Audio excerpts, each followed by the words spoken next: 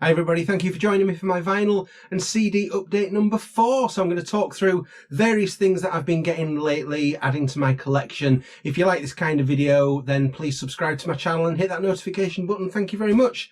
So I didn't think I'd bought much lately, but I seem to have got quite a bit here to go through. So let's have a look in no particular order.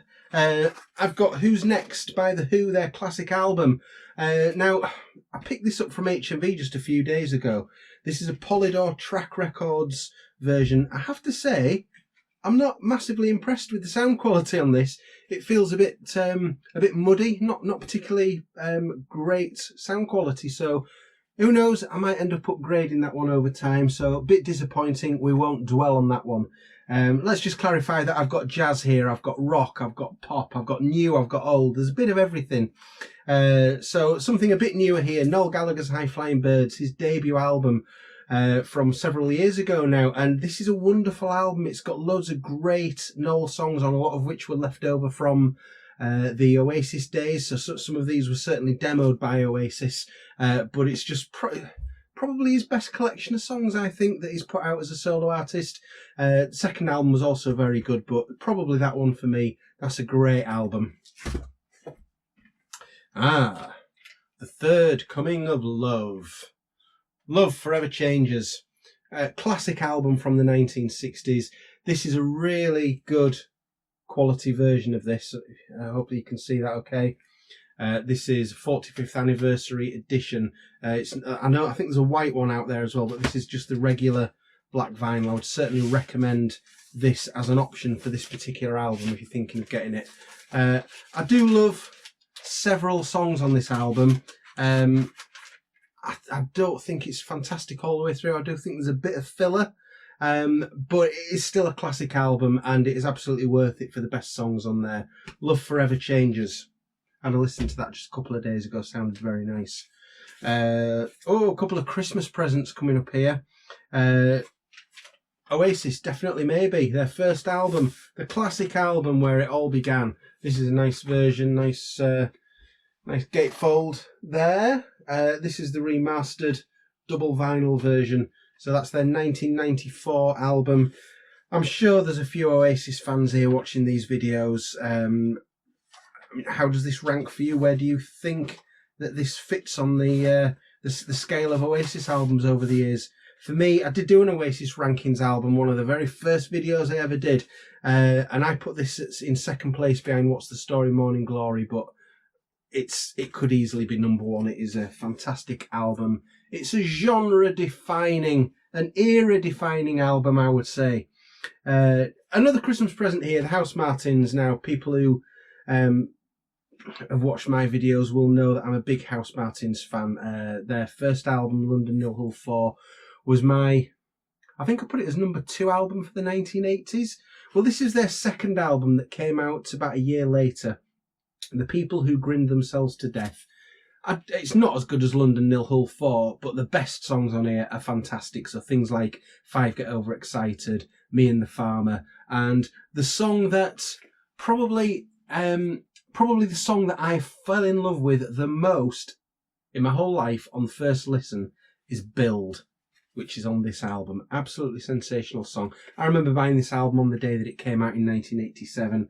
I had to get a bus into town in Bridlington, buy the album, couldn't get back home again until tea time. So I had a whole day to look at the album and read the lyrics and look at the pictures, and absolutely, I loved it before I'd even played it. So that's a very important album to me, one that I love dearly.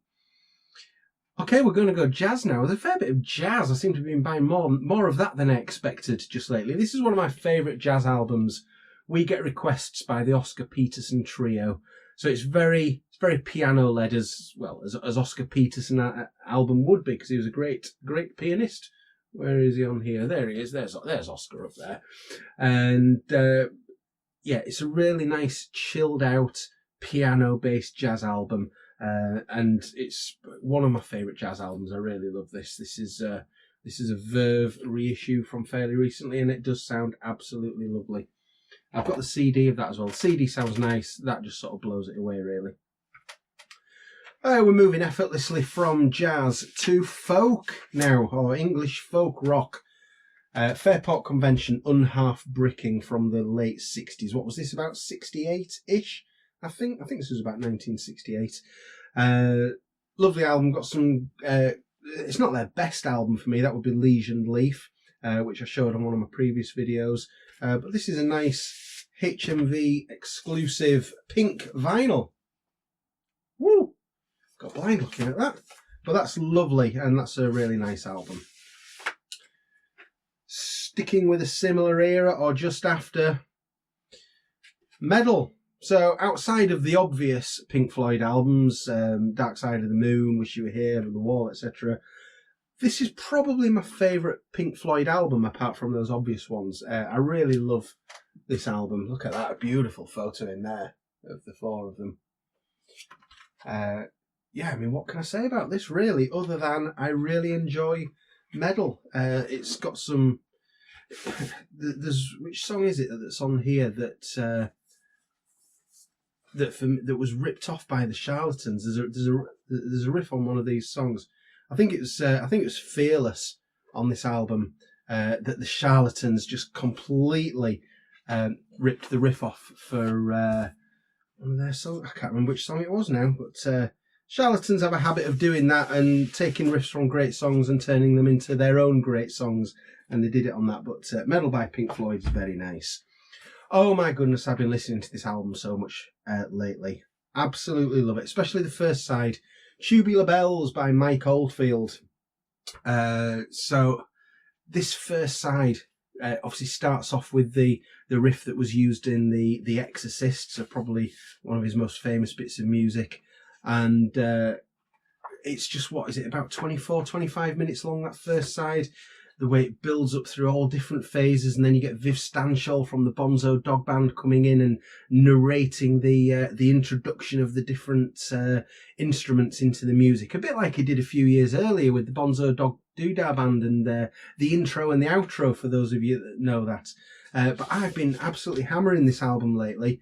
Not side 2 as much. I do like side 2, but it's side 1 that's really grabbing me. Absolutely classic album there. Tubular Bells by Mike Oldfield. More jazz now. Love Supreme, John Coltrane. This was the first jazz album that I ever owned. It was on CD. Just open that up a second. How lovely is that? And I bought it probably about 10 years ago. And when I listened to it, I mean, it is a bit crazy. And I just didn't get it at all. I didn't know what on earth was going on. And normally when I listen to something like that, I probably would say, oh, it's not for me, I'm not going to bother with that again. But something just kept grabbing me about this album, and I kept going back to it, and I kept not understanding it. But eventually it just sort of clicked with me, and I thought, oh, this is genius. So this is the first time I've owned it on vinyl, and look at that. That's a funky looking vinyl, is that? It's quite see-through. Well, opaque, I think we'll use it. You can't really see through it, but it's if you hold it up to daylight, it's pretty good. So that's lovely. Yeah, the first jazz album that I ever got to know, really, and an absolute classic. So I've got another pile of vinyl I'm going to come to in a second, but first of all, I'm going to move on to some CDs. Here we go. So not many of these, but a few. First of all, one that I did do an unboxing video on the release day when it came out, so I'm not going to talk too much about it here, but I'll put a link to that video, and that's Bob Dylan Travelling Through. This is the Bootleg Series Volume 15, featuring his sessions with, from the late 60s, the sort of Nashville skyline kind of era, and his work that he did with Johnny Cash. So that's a really nice set. I hadn't listened to it obviously when I did the unboxing. I've listened to it quite a bit now, and there's some beautiful stuff on there, so thoroughly recommend that. Here's one that's it's taken me a long time to buy this.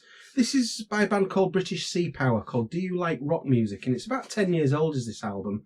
The first time I ever went to America, 2008, I listened to this album on the plane going across, and it just seemed to suit the journey as we were sort of coming in over Canada and down. And there's songs on here called things like The Great Skewer, Lights Out for Darker Skies, Down on the Ground, A Trip Out, and it just seemed to match the journey that I was doing as I was going across the Atlantic and down the east coast of Canada and the United States, and so it really grabbed me. But for some reason I'd never bought it. Managed to find it for £1 on eBay, so yeah, thought we'll grab that. So that's a really nice album if you've never heard it before.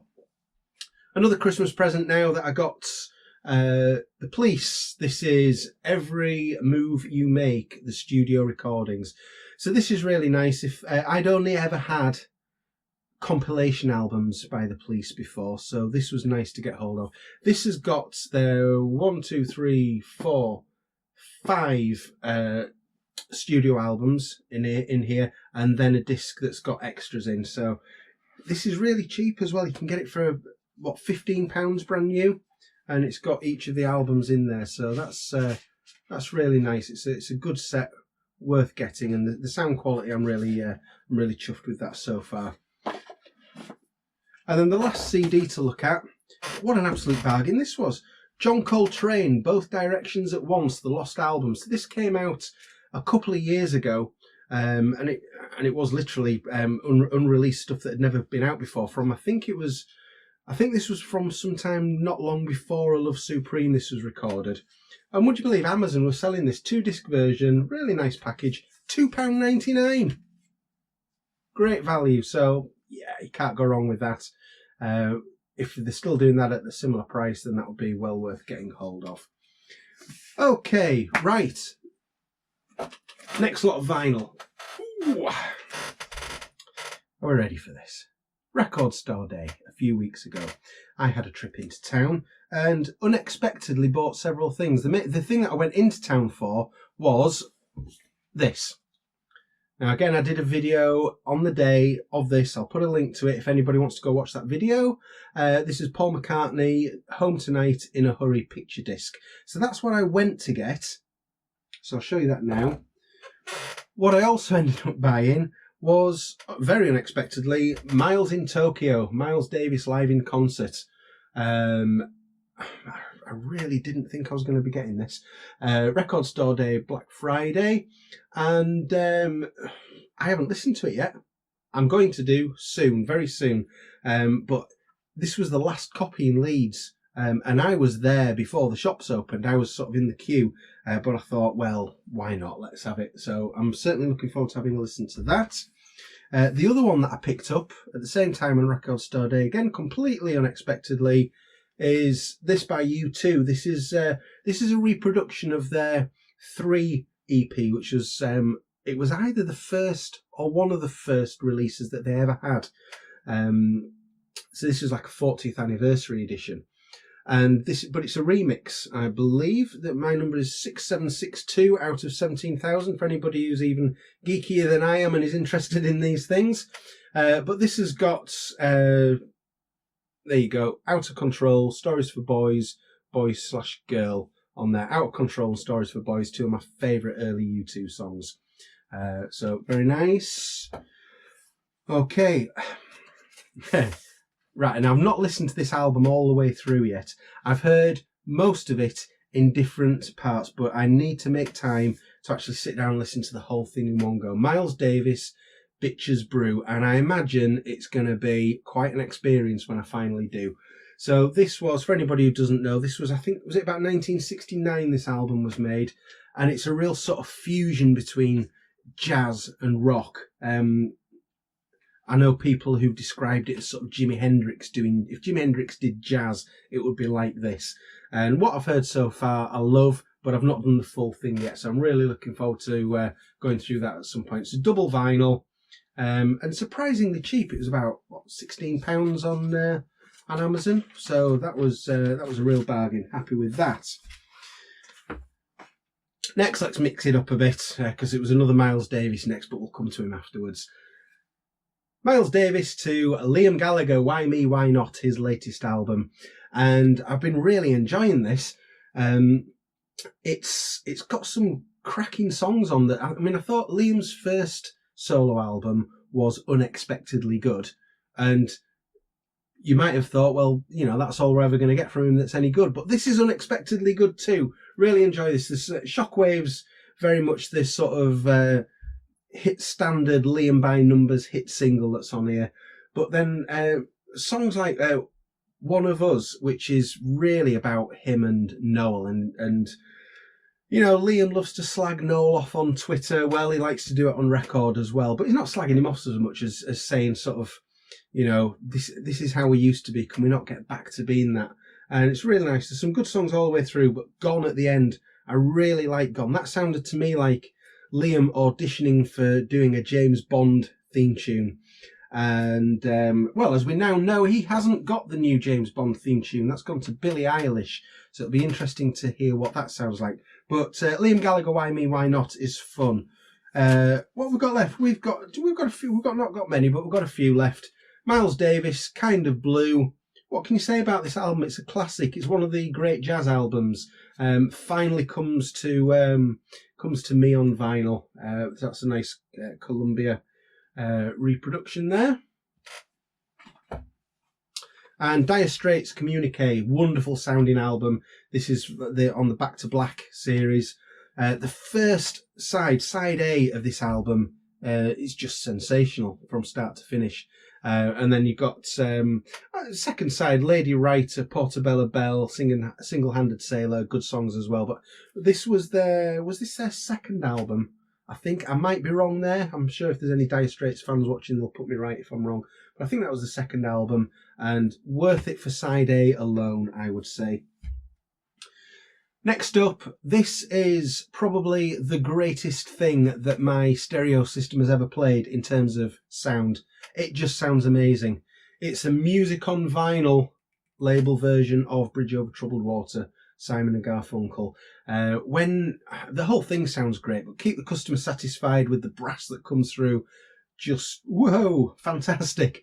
And The Only Living Boy in New York, which is a sensational song anyway, but I am saying that The Only Living Boy in New York on this Music on Vinyl version is the greatest sound that has ever come out of my stereo system.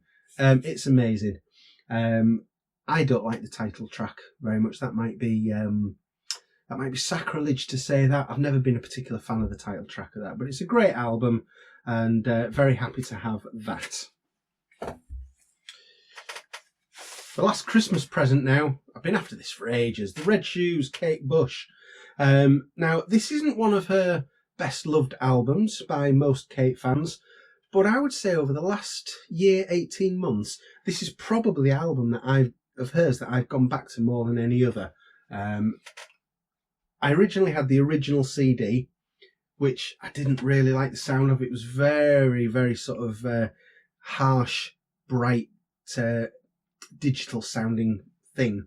But the remastered CD was great. This is even better. So this is an album that I would say is a bit of a hidden, not hidden gems. That's not the right word. But it's not one of her most celebrated albums. But if you let it into your life, there's a lot of love can be had with that album, I would say. And here's one that I just picked up a few days ago, probably, 2 or 3 days ago now. I've never heard of the album before, but I thought, what the heck, why not? Bill Evans Trio, Moonbeams. So, for anybody who doesn't know, Bill Evans, jazz pianist, he was the pianist on Miles Davis' Kind of Blue. So I knew of Bill Evans. I do have one of his CDs, Waltz for Debbie, is the other album of his that I've got. But I thought, well, what the heck, let's get it. Let's have a look at this. There's the label there for anybody interested. Had a listen to it the other night. It is a really nice sounding record. It's very chilled out. I've got a real nice, relaxed vibe to it. And I just spent a very sort of pleasant half an hour, so it's not a massively long album. Very pleasant time I had listening to that album. So that's what I've been buying lately, more than I thought. But then again, Christmas has added to it. It's going to be a busy few months coming up ahead. Wow, with some of the Beatles stuff that's coming. So I'm certainly going to be buying plenty more. So if you want to know anything about what Beatles releases are coming up, if you've not seen it yet, there's a link there to my Beatles video of what's coming this year. And thank you very much for watching. Would love to hear from you in the comments. See you later. Bye-bye.